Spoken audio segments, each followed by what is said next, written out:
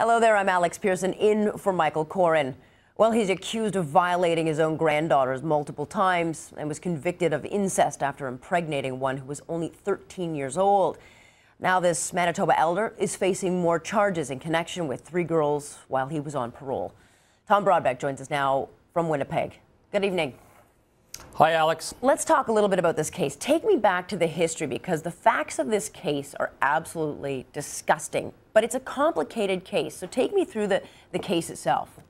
Yeah, no, this is a horrifying case. It goes back a dozen years where this individual, who we can't name to protect the victim, has been sexually assaulting his grandchildren going back to 2002.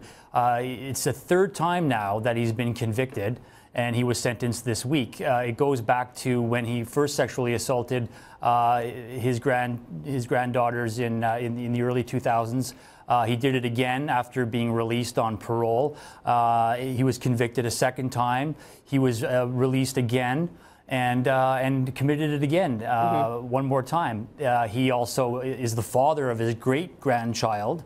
I mean, this case, this story, Alex, is just absolutely horrifying, and the response by the justice system is unbelievably just incredible how they're treating this guy.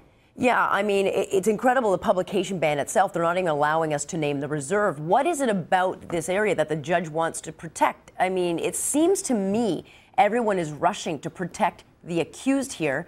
I mean, the community even writing letters in support of him.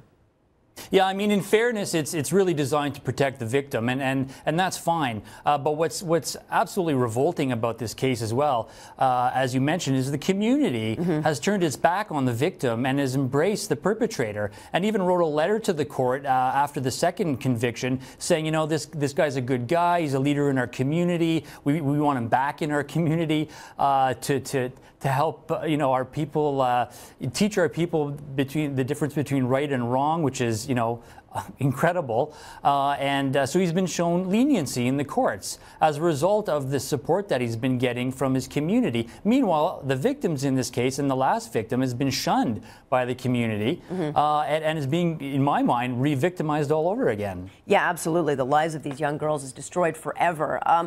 Not to mention mom, dad, whatever other family she has is destroyed. But look, this is not the first time we've heard of such cases. There are all sorts of sex offender cases in this country. And time again, Tom, all we hear of is these short sentences over and over. It's just a revolving door of violation. Absolutely. And it's not even just the short sentences. Of course, our entire parole system needs to be overhauled, because when perpetrators like this guy do get, say, 5 years and 7 years, they don't serve 5 years and 7 years. They serve far less than that. He had a 5-year prison term, which was his first sentence, and he was out in 2. His second one was 18-month time served. He recently, this week, got 7 years. But Alex, he's not going to serve 7 years. You and I both know that. Under our parole laws, he's going to be out in something like 2 years. If he plays his cards right behind the prison walls, and they get good at doing that. They know how to give the sob stories to the National Parole Board, and they're out on day parole. Within a third of their sentence. And then 6 months later, they're out on full parole. Okay. And this is the 3rd time it's happened. Yeah, and so you've got to ask, is the Crown going to go forward with any kind of dangerous offender status? I mean, it's hard to get, but he certainly should qualify for it.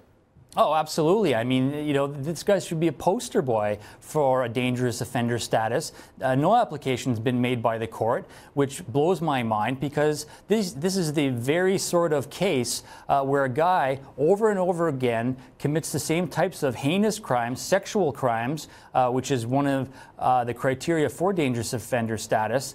And also, doesn't own up to what own up to his responsibilities, or he doesn't take ownership at all for what he's doing. In fact, he just last week there was a joint recommendation between the Crown and his defense that he was going to plead guilty, and just last week he came into the courtroom and said, I didn't do it, foiling the whole joint recommendation. Then I guess his defense lawyer talked to him and said, no, you got to take this. You have to plead guilty. So he's not even owning up to what he's doing. He's obviously not doing anything about his problem, and he thinks that he's a good guy and he doesn't belong behind bars, that he in fact belongs in the community to help his people get get better.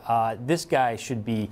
There should be an application in court for dangerous offender status, which of course means that he would get an indeterminate sentence. He would be in prison for as long as the officials thought he should be until he shows some sign that he's going to stop doing what he's doing. Yep, every once in a while, you know, the Gordon Stuckless, the Graham James, we hear of these high-profile guys. Hopefully, in this case, public pressure will somehow either shame the judge and or the Crown to push for something more, because this guy will do it again and again and again. Unfortunately, I feel for these girls. Tom, we've got to let you go there. Thanks so much. Thanks, Alex.